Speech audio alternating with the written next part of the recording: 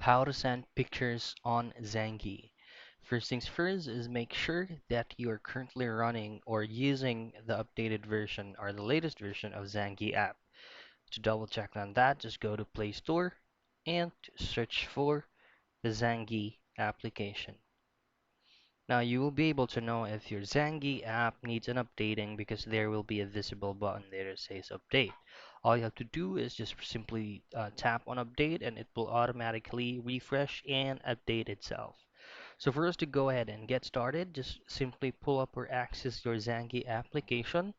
And for you to be able to send pictures on Zangi, you'll have to choose on a specific chat box first.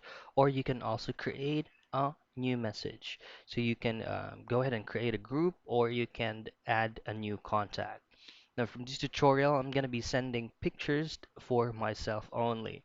So for you to be able to do that, tap on a specific person or contact that you wanted to send pictures with, and all you have to do next is by simply tapping the plus icon located at the lower left portion of your screen.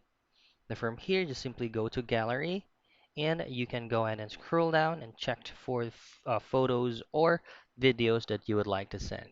So that's it. That's how you can send pictures on the Zangi app.